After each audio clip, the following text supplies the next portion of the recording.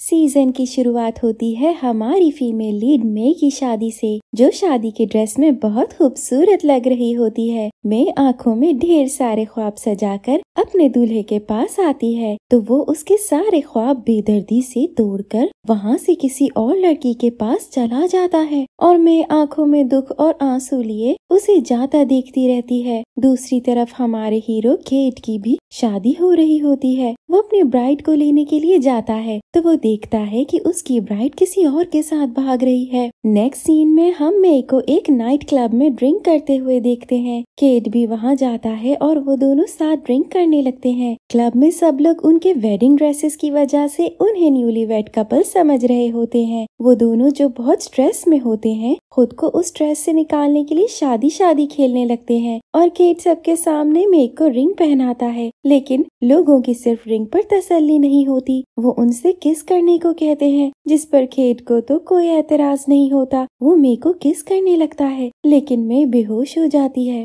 Cat बेहोश मे को वहाँ से उठाकर अपने रूम में ला रहा होता है, जब मे उसे बताती है कि वो होश में है और सिर्फ किस से बचने को बेहोश होने की एक्टिंग कर रही थी। मैं अपने घर जाने लगती है, लेकिन उससे चला नहीं जाता, तो वो केट के रूम में आ जाती है। वो दोनों जो नशे में टुन मस्ती करते हुए एक दूसरे के बहुत क्लोज आ जाते हैं और किसिंग स्टार्ट कर देते हैं। बात सिर्फ किस तक नहीं रहती, उनके दरमियान बहुत कुछ गलत हो जाता है। जब मैं सुबह जागती है तो अपनी हालत देखकर उसे काफी हैरत होती है। तभी केट रूम में आता है तो उसे देखकर वो और परेशान हो जाती है। केट उसे सब बताता है तो वो लड़ने लगती है और उसे इल्जाम देने लगती है कि केट ने उसके नशे में होने का फायदा उठाया। मैं वहाँ से जाने लगती है तो केट उसे रोकता है ताकि वो अपनी गलती सुधार सके। केट उससे कहता है कि हम मैरिज सर्टिफिकेट पर साइन कर लेते हैं, जिस पर मैं उसे थप्पड़ मार देती है। जवाब में केट उसे किस कर लेता है और कहता है कि तुम थप्पड़ मारोगी तो मैं किस करूँगा। उस पर मे को और गुस्सा आता है और वो एक और थप्पड़ मार देती है। फिर केट भी दोबारा किस कर ही देता है। अब मे को फिर गुस्सा आता है, लेकिन वो खुद को बड़ी मुश्किल से थप्पड़ मारने से रोकती है और वहाँ से चली जाती है। केट उसे जाने से रोकता रहता है, लेकिन वो नहीं रुकती और वहाँ से जाकर ही दम लेती है। मैं सब चीजें भूलकर अपने बिजनेस पर फोकस करती है और वो खुद को और स्ट्रॉन्ग कर लेती है। मैं जो थाईलैंड की नंबर 1 सेलिब्रिटी होती है और साथ ही वो होटल भी रन कर रही होती है जो लॉस में जा रहा होता है, तभी उसे पता चलता है कि उससे कोई बिजनेसमैन उसका होटल बाय करने के लिए उससे मिलना चाहता है। जब वो उससे मिलती है तो वो केट होता है जो उसे ऑफर देता है, लेकिन वो तो उसकी शक्ल भी दोबारा नहीं देखना चाहती, इसीलिए मना करके आ जाती है। तभी केट उसके हाथ में वो रिंग देखता है जो उसने फर्स्ट सीन में लोगों के सामने प्रिटेंड करने को पहनाई थी। वो उससे रिंग ना उतारने की वजह पूछता है, तो मैं जिसे उसकी हर बात पर गुस्सा आता है, इस बात पर वो उसे जवाब देती है कि रिंग बहुत टाइट है, इसीलिए उतर नहीं रही। उधर केट के अलावा एक और बिजनेसमैन नैक भी होटल की डील करने आता है, लेकिन मैं किसी से भी डील नहीं करती। मैं अपनी असिस्टेंट की हेल्प से वो रिंग उतारने में कामयाब हो जाती है और रिंग केट को वापस करने जाती है, तो वो स्विमिंग कर रहा होता है। मैं उसे रिंग देने को हाथ आगे करती है तो वो उसका हाथ पकड़कर खींच लेता है और वो पूल में गिरती है। तभी उसके गिरने का फायदा उठाते हुए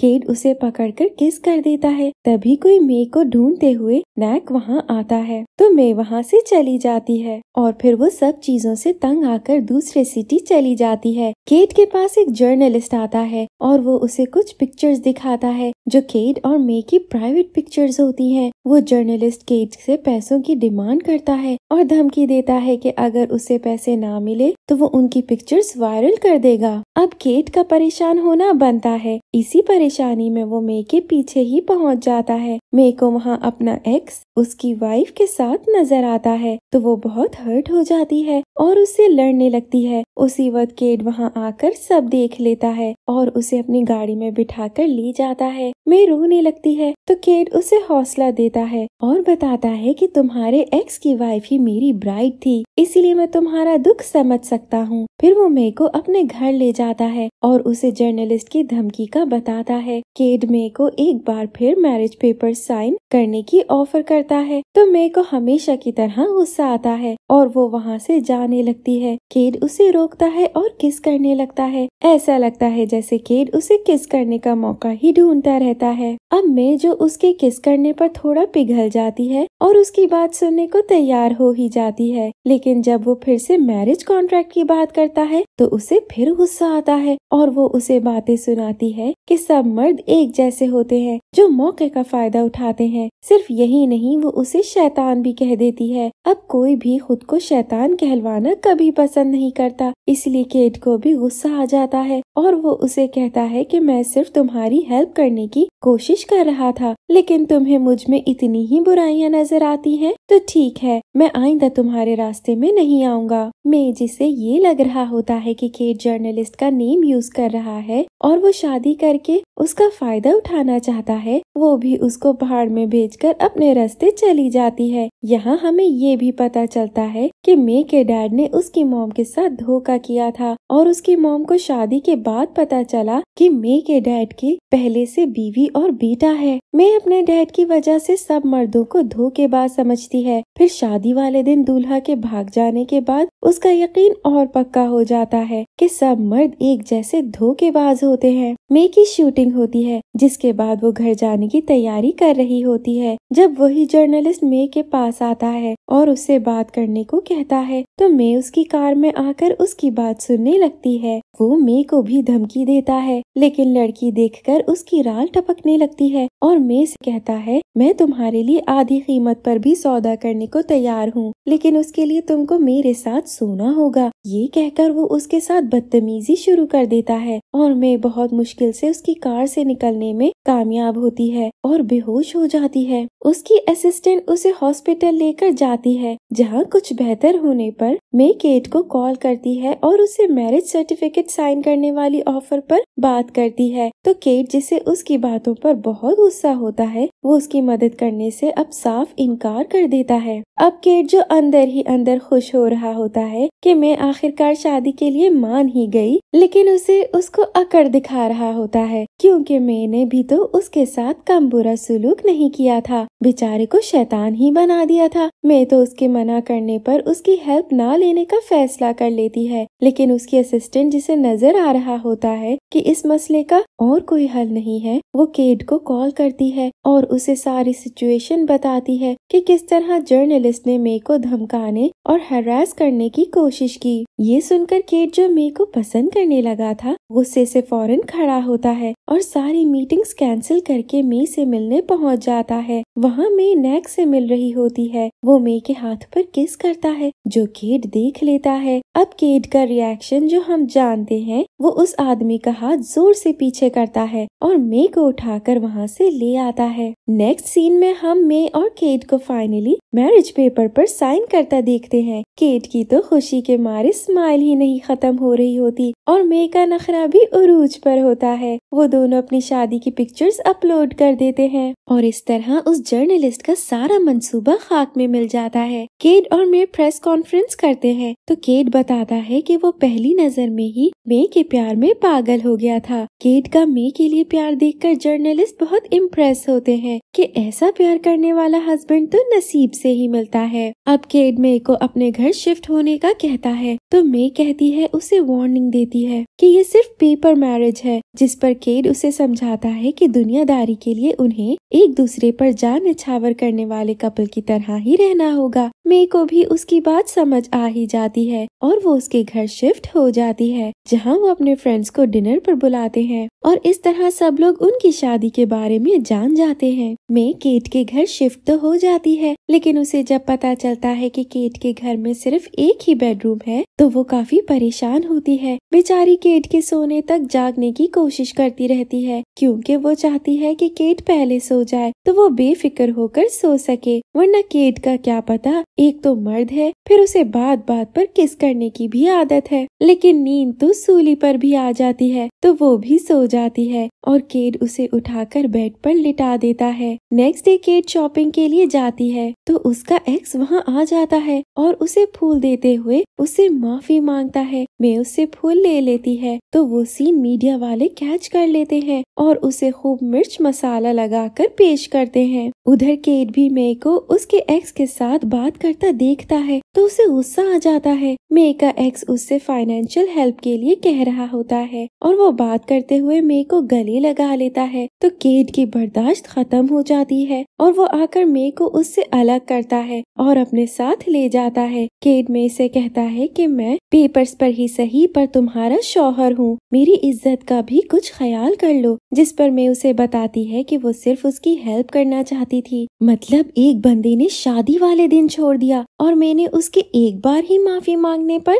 सब भूलकर उसे माफ कर दिया। ऐसा कहाँ होता है यार। केट मीडिया से तंग आकर मे को हनीमून पर ले जाता है तो वही जर्नलिस्ट फिर उनके पीछे लग जाता है और छुप छुप कर उनकी पिक्चर्स बनाता रहता है। उसे पता चल जाता है कि वो दोनों मीडिया और सोशल मीडिया के सामने लविंग कपल बनते हैं। कैमरे के पीछे तो वो आपस में बात करना भी पसंद नहीं करते, लेकिन वो दोनों लविंग कपल बनने की एक्टिंग करते सचमुच लवर्स बन जाते हैं। जब केट मे से अपने प्यार का इजहार करता है, केट का प्यार पाकर मे बहुत खुश हो जाती है और दोनों साथ रहते एक दूसरे के साथ खूब मस्तियाँ करते हैं। हर गुजरते दिन के साथ मे के दिल में भी उसके लिए फीलिंग्स पैदा होने लगती हैं। वो दोनों अपना हनीमून एंजॉय कर रहे होते हैं और केट मे की तरफ से प्यार का इजहार का इंतजार कर रहा होता है। जब मे को तंग करते हुए वो पूछता है कि वो कब उससे प्यार कन्फेस करेगी, मे उसे ग्रीन सिग्नल देते हुए कहती है कि आज रात वो उससे अपने दिल की बात कहेगी। केट तो खुशी से झूमने लगता है और मे भी खुशी खुशी तैयारी कर रही होती है। जब उसे मीडिया पर केट के खिलाफ होने वाली बातों का पता चलता है, वो सब सुनकर अपसेट हो जाती है और वहाँ से आ जाती है। केट बेचारा पीछे से सफाइयाँ देता रह जाता है मगर वो नहीं सुनती। केट भी उसके पीछे आता है और उसे मनाने की कोशिश करता है, लेकिन मे जिसे पहले ही मर्दों पर एतबार नहीं होता, वो उसकी हर वजाहत को झूठ समझती है। तभी केट और मे के फादर प्रेस कॉन्फ्रेंस करके सब बातें क्लियर कर देते हैं। दूसरी तरफ मे जो खुद ड्राइव करके कहीं जा रही होती है, उसका एक्सीडेंट होता है और केट फौरन उसके पास आ जाता है। केट हॉस्पिटल में उसका बहुत ख्याल रखता है, वहीं वो उससे रोमांस करने की भी कोशिश तो बहुत करता है, लेकिन हॉस्पिटल के स्टाफ उसकी हर कोशिश में इंटरफेयर करके नाकाम बना देते हैं। मे के ठीक होने के बाद केट उसे घर ले आता है और उससे फिर प्यार का इजहार के लिए कहता है। मे उसे अपने प्यार का बताने ही वाली थी कि सेल फोन केट का राइवल बनकर बजने लगता है और बेचारा केट एक बार फिर मे के होठों से प्यार के अल्फाज सुनने से महरूम रह जाता है। नेक्स्ट हम मे और केट को पार्टी में देखते हैं, जहाँ मे की देसी आंटियों जैसी फ्रेंड्स उससे पूछती हैं कि वो उन्हें खाला कब बना रही है। मे बेचारी इस सवाल पर शर्माने के अलावा कर भी क्या सकती थी। केट उसे कुछ देर के लिए छोड़कर जाता है तो मे गायब होती है। वो उसे हर जगह ढूंढ लेता है लेकिन उसका कोई पता नहीं मिलता। तभी केट को पता चलता है कि नैक भी पार्टी से गायब है, तो वो उसके स्टूडियो चला जाता है, जहाँ नैक को मे के बहुत करीब खड़ा देखकर केट गुस्से से उसे मारने लगता है। नैक जो केट का पोर्ट्रेट बना रहा होता है, वो भी जवाब में केट को मारता है और केट गुस्से से मे को लेकर वहाँ से निकल आता है। मे केट को बताती है कि किसी के पीछा करने से वो गिरकर बेहोश हो गई थी। नैक ने उसकी हेल्प की थी और उसे अपने घर ले गया था। मे अपने फादर के घर पर होती है जब उसे बाहर कोई नजर आता है और वो उसे देखने जाती है तो वो लोग मे को किडनैप कर लेते हैं। केट को जैसे ही खबर होती है, वो दीवानों की तरह उसे तलाश करता उस तक पहुंच जाता है। किडनैपर केट को आता देखकर मे को लेकर वहां से भागने लगता है, लेकिन केट उस तक पहुंच जाता है। तभी किडनैपर फायर कर देता है और केट को मे को बचाते हुए गोली लग जाती है। अब मे जो केट से प्यार तो करती थी पर उसे सताने को उससे कहती नहीं थी, वो ऑपरेशन थिएटर के बाहर बैठी एक ही बात कह रही होती है, I love you, I love you. लेकिन अफसोस कि अब केट उसके प्यार की कन्फेशन नहीं सुन पाता। केट ठीक हो जाता है लेकिन वो मे को पहचानता नहीं है। मे जिसने हमेशा केट को खुद पर जान देते देखा था, उसे यूं अजनबी बनते देखकर वो बहुत हर्ट होती है, लेकिन केट तो उसे सताने को सब भूलने की एक्टिंग कर रहा होता है। आखिर मे ने भी तो उसे बहुत तंग किया होता है। वो हर काम के लिए मे से कहता है और उसे कामों के लिए भगा भगा कर कह कर थका देता है, लेकिन मे भी उसका खूब ख्याल रखती है। अब केट की एक्टिंग समझ तो मे को भी आ रही होती है, लेकिन वो भी यही शो करती है कि वो कुछ नहीं जानती। केट की रिकवरी के दौरान दोनों एक दूसरे से और ज्यादा प्यार करने लगते हैं और मे को भी केट के प्यार की कदर हो जाती है। आगे केट मे की बर्थडे पर उसे सरप्राइज देता है और मे के अपने फादर के साथ ताल्लुक भी ठीक हो जाते हैं। मे की बर्थडे पार्टी पर उसका स्टेप ब्रदर बॉन भी आया होता है, जिसकी हरकतों से सब परेशान होते हैं। बर्थडे पार्टी के बाद केट और मे के डैड बॉन के बारे में डिटेल लेते हैं, तो उन्हें पता चलता है कि ये असल बॉन नहीं है। सब असल बॉन को ढूंढने लगते हैं, लेकिन उसका पता नहीं मिलता। उधर मे को पता चलता है कि नैक उसे पसंद करता है, इसीलिए वो किसी और लड़की को एक्सेप्ट नहीं करता। जो लड़की नैक से प्यार करती है, मे उसे साथ लेकर नैक के पास जाती है और उससे उस लड़की को चांस देने को कहती है। साथ ही वो उस पर क्लियर कर देती है कि वो अपने हस्बैंड से बहुत प्यार करती है, इसीलिए नैक उसका ख्याल छोड़ दे। वापसी पर वो लिफ्ट में फंस जाती है और लिफ्ट रुक जाती है। वो जो केट को बताए बगैर आई होती है, अब रोते हुए केट को आवाजें देने लगती है। केट भी उसके बारे में पता करके उस बिल्डिंग में पहुंचता है और उसे बचा लेता है। केट और मे के घर आने के बाद केट मे को सुला देता है, तो मे के फोन पर नैक की कॉल आती है जो मे की तबीयत का पूछता है। तो केट को उस पर शक होता है कि उसी ने मे को नुकसान पहुंचाने की कोशिश की है। वो नैक को वार्न करने उससे मिलने जाता है और उसे मे से दूर रहने का कहता है। वापसी पर नैक के लोग केट को मारते हैं, लेकिन केट का बॉडीगार्ड आकर उसे बचा लेता है। केट मे को नैक से मोहतात रहने को कहता है, तो मे को भी उसकी बातें याद आती हैं कि कैसे वो बातों बातों में उसे बताता था कि वो उसके लिए इम्पोर्टेंट है। नैक मे और उसके डैड को फंसाने के लिए उनके मॉल में गड़बड़ करके मे और उसके डैड को पुलिस को सब बता देने की धमकी देता है, जिस पर मे उसको समझाने की कोशिश करती है कि हम बैठकर भी मामला हल कर सकते हैं, लेकिन उसने मामला तो हल करना नहीं था, उसका मकसद तो उनको परेशान करना था। केट नैक को मामला सेटल करने के लिए फुटबॉल मैच खेलने का कहता है। जो कोई जीतेगा वो मॉल वाले मामले को छोड़ देगा। लकीली उस गेम में केट नैक से जीत जाता है, जिस पर मे और उसके डैड बहुत खुश होते हैं और नैक उनकी हैप्पी फैमिली को एक दूसरे को सपोर्ट करते देखकर जल जाता है। यहाँ हमें पता चलता है नैक मे का स्टेप ब्रदर है, जिसका मकसद होता है मे और उसके डैड से अपनी मॉम की तकलीफों का बदला लेना। वो अपनी मॉम की डेथ का रिस्पॉन्सिबल मे की मॉम को समझता है और उसे लगता है कि मे की मॉम की वजह से उसके डैड उससे और उसकी मॉम से दूर हो गए, जिसका बदला लेने के लिए वो मे को किडनैप कर लेता है और कहता है कि तुम लोगों की वजह से मैं गलियों में लोगों से बातें सुन सुनकर और मार खा खा कर बड़ा हुआ। मे उसे समझाती है और उसको बताती है कि मेरी मॉम ने तुम्हारी मॉम को नहीं मारा, वो एक एक्सीडेंट था। नैक मे की कोई बात सुने बगैर उसको छत पर ले जाता है और उससे कहता है कि वो मरकर अपनी मॉम के पास जाकर खुश रहे। मे उनसे बचने की कोशिश कर रही होती है। उसी वक्त उसे ढूंढते हुए केट और मे के डैड वहाँ आ जाते हैं और वो मे को बचा लेते हैं। नैक जो छत से फिसल जाता है और नीचे गिरने ही वाला होता है, उसके डैड उसे बचाते हैं और यूं नैक को एहसास हो जाता है कि वो उनका बुरा सोचता रहा, लेकिन वो लोग उसके साथ अभी भी अच्छा ही कर रहे हैं। नैक मे और उनके डैड की सुलह हो जाती है और वो एक लविंग फैमिली की तरह रहने लगते हैं। तभी डैड को पता चलता है कि केट और मे की शादी एक फेक शादी थी, तो वो उन दोनों की दोबारा शादी करवाते हैं। सब लोग बहुत खुश होते हैं। वेडिंग नाइट पर बिल आखिर मे केट से अपना प्यार कन्फेस कर ही लेती है। फिर दोनों किस करने लगते हैं और सबकी हैप्पी एंडिंग्स के साथ ही सीजन खत्म हो जाता है। Thank you for watching.